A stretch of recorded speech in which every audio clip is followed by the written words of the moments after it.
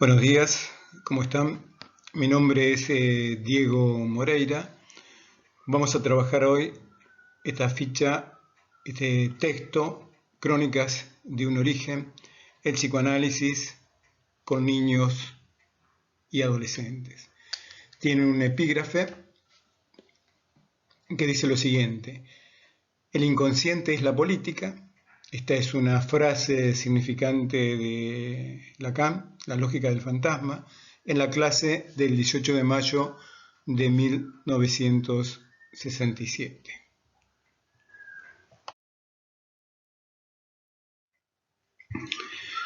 Mi interés hoy es ocuparme de la primera lectura analítica que se realiza en estas tierras, aquí en Argentina, y para esto parto de una frase de mucho peso en el psicoanálisis, y es que la historia va siempre desde el porvenir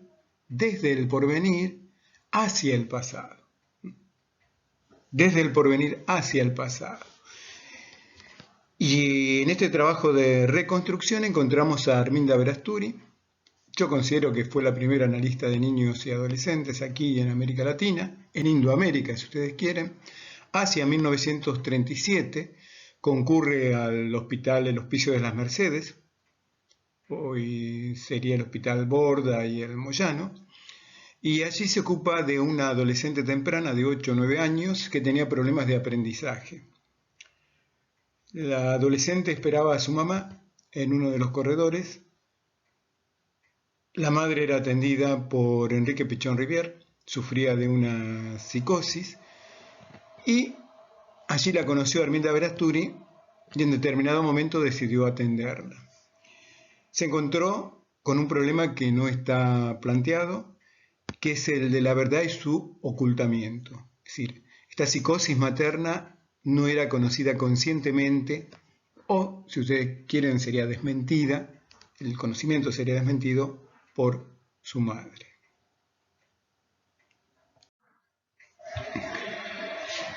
Ahora bien, Arminda sigue trabajando, la pequeña comienza a mejorar y encuentra que las perturbaciones del aprendizaje tenían que ver con este conocimiento de la verdad. Allí ella va a considerar que la verdad es algo oculto y en la sombra, y que nosotros como analistas tenemos que develarlo. Fíjense que está lejos de aquella verdad que postula Freud como inconocible, o de aquella verdad que postula Lacan como dicha a medias o hermana del gozo, ¿no? Acá estamos hablando de la década del 30, década del 40, todavía no se había fundado la Facultad de Psicología, que recién lo va a hacer hacia 1959, sino que va a considerar la verdad como algo oculto y en la sombra, y que nuestro trabajo es develarlo. En ese momento está muy influenciada Berasturi por Anna Freud, que tiene una postura netamente educativa, pero pronto le resultó insuficiente a Berasturi el tema de la educación, principalmente porque estaba cerca de Pichón Rivière, que privilegiaba el psicoanálisis, que siempre va a optar por lo no pedagógico. Al respecto, Winnicott va a escribir, presten atención, fíjense qué interesante, que ni siquiera podemos enseñarles a caminar, pero su tendencia innata a caminar nos necesita a cierta edad, como figuras de apoyo. Es decir, que a los niños ni siquiera nosotros podemos enseñarles a caminar. Podemos agregar, no le podemos enseñar a hablar, a escribir, también, a partir de esta frase que va a enunciar Winnicott. Sin duda se trata de frases para discutir, ¿no? Ahora me pregunto, ¿cuál es el contexto cultural y cuál es la civilización en la cual se encuentra inmerso el psicoanálisis que se está iniciando en Argentina y en Indoamérica? En ese momento la escuela inglesa fue importada, la de Klein, después la de Winnicott, y considero yo que es tomada como una mercancía, como un bien cultural, que tiene un valor de cambio y se lo trae a la Argentina.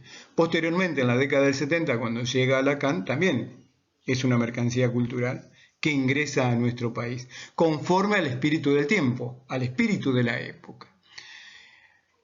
1937 es la década infame, quizás muchos no conozcan de qué se trataba, la década del 30, pero Enrique Santos Discépolo lo define en un tango que se conoce con el nombre de Cambalache, así que las invito y los invito a todos a escucharlo y van a entender de qué se trataba en esa época en que llega el psicoanálisis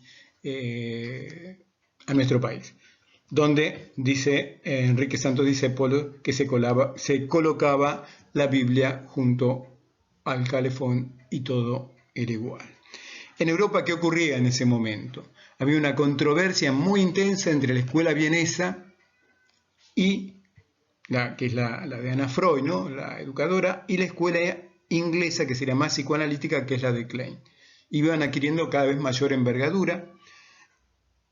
En el interín tenemos hacia 1936 el Congreso de Merenbach, donde se presenta Lacan, aparece la fase del espejo y algunas otras consideraciones, y ya luego se van estableciendo en Europa los programas más ligados a Winnicott.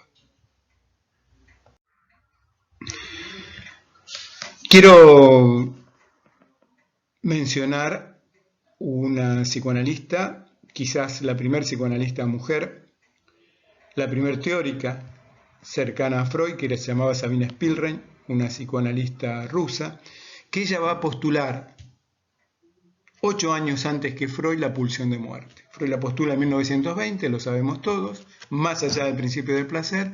Sin embargo, Sabina Spielrein, hacia 1912, en la reunión con los grupos que tenía los días miércoles Freud, postula que la libido embellece o destruye todo. Es dialéctica esta libido para Sabina Spielrein. Propone una pulsión de muerte, una pulsión destructiva. Luego Freud, en Más allá del principio del placer, la va a mencionar con una nota al pie de página. El texto de Sabina Spielrein de 1912 se llama La destrucción como causa del nacimiento, o ser o del ser. Y escribe lo siguiente Sabina Spielrein. Escuchen. La libido tiene dos aspectos. Es la fuerza que todo lo embellece, pero que también a veces todo lo destruye. Freud, acuérdense, todavía no había postulado la pulsión de muerte. Ella tiene una intensa relación con Jung, que era su analista, y entra en una serie de conflictos con el mismo Freud. Ahora bien, así como Sabina Spielrein fue la primera analista mujer, el primer analista de niños y adolescentes va a ser el mismo Freud, que ustedes saben bien que era médico, pero también Freud era doctor en filosofía y se ocupaba de los niños y adolescentes en el Instituto Kousowitz. Lo hizo durante unos 10 años. Allí se empapó en todo el trabajo con niños y adolescentes. Es decir, que cuando Freud accede a Emma, la del pastelero, de 1895, la del proyecto, segunda parte del proyecto, o llega al pequeño Hans, se había trabajado con cientos de chicos y adolescentes. Parte Freud lo mismo que Lacan para su teoría del lenguaje de las afasias, pero ambos construyen teorías diferentes. La teoría del lenguaje de Freud, basada en la teoría de la representación, y la teoría del lenguaje de Lacan, basada en la teoría del significante. Indudablemente, el mismo Freud fue el primer analista de niños y adolescentes, como Sabina Spielrein fue la primera analista de niños y adolescentes mujer. Bien, con esto concluimos entonces. Gracias.